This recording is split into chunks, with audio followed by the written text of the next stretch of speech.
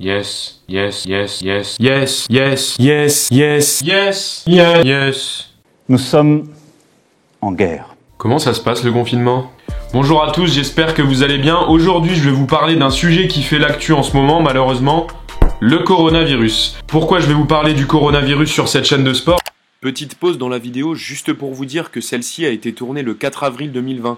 Du coup, certaines des infos qui vont suivre concernant les sports ont peut-être été mises à jour ou tout simplement changées. Voilà, bon visionnage et surtout, restez chez vous. Eh bien tout simplement parce que au-delà de l'impact social et sanitaire que ça a dans le monde entier, il y a aussi un impact dans le monde du sport et à toutes les échelles. Donc il y a beaucoup de championnats et de compétitions qui ont été reportés, voire carrément annulés, et c'est pour ça aujourd'hui je vais faire le point avec vous sur diverses disciplines sportives.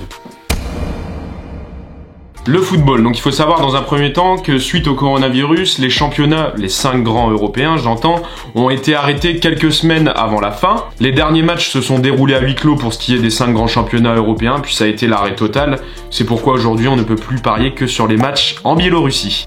Donc le problème avec l'arrêt des championnats et des compétitions, c'est que les clubs et même les championnats vont subir de lourdes pertes financières, et les subissent déjà d'ailleurs. Tout simplement parce que les clubs tournent au ralenti et ils ne touchent quasiment plus de droits TV du fait qu'il n'y ait pas de rencontres à diffuser. Exemple avec la division 1 espagnole masculine, si on arrêtait le championnat maintenant, les pertes financières s'estimeraient à près d'1 milliard d'euros pour le championnat et les clubs. Donc récemment, le président du Stade brestois a proposé d'arrêter le championnat de Ligue 1, mais c'est tout simplement inconcevable pour la LFP qui souhaite continuer le championnat quitte à le reporter, comme l'UEFA qui espère reporter les compétitions européennes et espère reprendre en mai. Donc les opinions divergent quant aux potentielles reprises de championnat ou carrément l'annulation de ceux-ci. Exemple avec le président du club de Brescia en Italie qui sont 20e, donc dernier du championnat. Le président a carrément dit que si le championnat reprenait, il serait prêt à perdre tous les matchs programmés sur tapis vert. Autrement dit, à déclarer forfait. Et en parlant de football, il y avait une grosse compétition européenne cet été qui était l'Euro 2020. Il a tout simplement été décalé à l'année prochaine.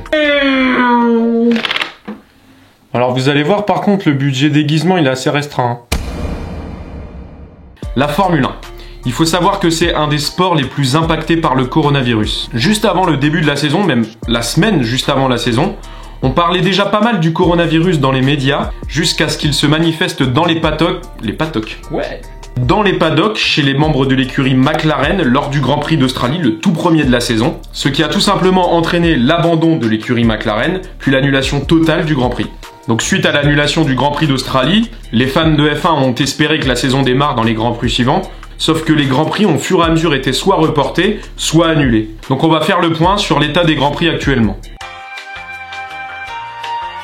Le Grand Prix de Bahreïn, reporté à une date ultérieure. Le Vietnam, pareil. La Chine, de même. Le Grand Prix des Pays-Bas devait faire son retour cette année à Zandvoort, mais est lui aussi reporté. Le Grand Prix d'Espagne à Barcelone, également reporté. La 78e édition du mythique Grand Prix de Monaco, complètement annulée. No, God! No, God, please, no! No! No! No!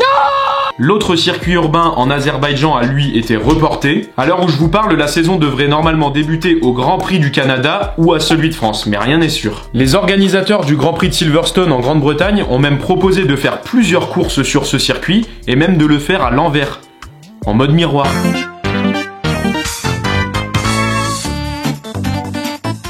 Bonjour, c'est Nelson Montfort. C'est triste.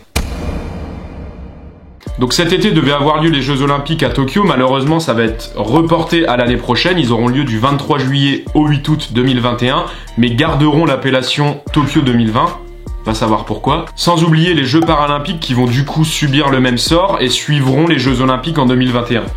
D'ailleurs, certains athlètes paralympiques français et internationaux ont poussé des coups de gueule dans les médias parce qu'il y a une sous-considération médiatique du report des Jeux Paralympiques. On n'en a pas du tout entendu parler comparé au report des JO.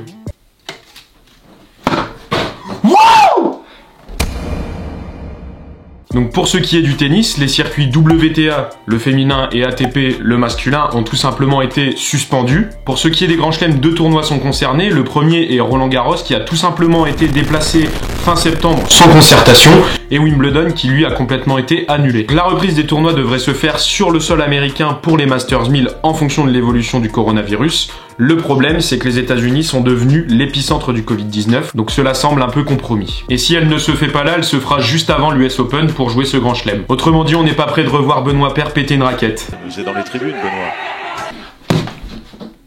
C'est pas un ballon de rugby, mais j'avais pas de thunes. Donc pour ce qui est du rugby, tous les championnats du top 14 jusque la Fédérale 3 ont tout simplement été suspendus mi-mars. Comme vous avez dû le voir dans les médias, le tournoi des 6 nations a été reporté fin octobre. Donc la petite information à retenir concernant ce sport, c'est que les promotions de la Fédérale 3 à la Fédérale 1 ont été maintenues, mais pas les relégations. Ce qui fait qu'on aura le droit à des championnats avec plus de poules ou des poules avec plus d'équipes. Le basket.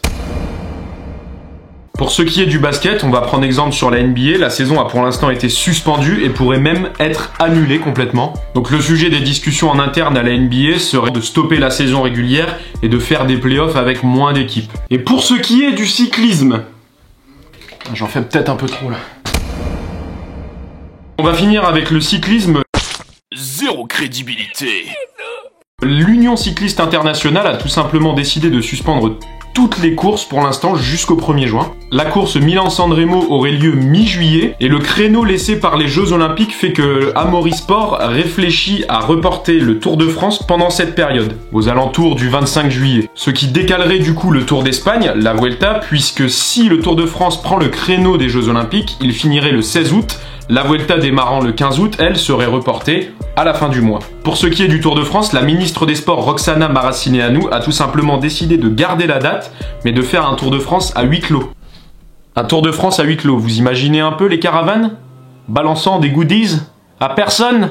J'espère que ce récapitulatif vous aura aidé à y voir plus clair concernant l'impact du coronavirus sur le sport. On se retrouve très prochainement pour une nouvelle vidéo. N'hésitez pas à vous abonner, à mettre un petit pouce bleu et un commentaire sportivement. Ciao ciao ciao.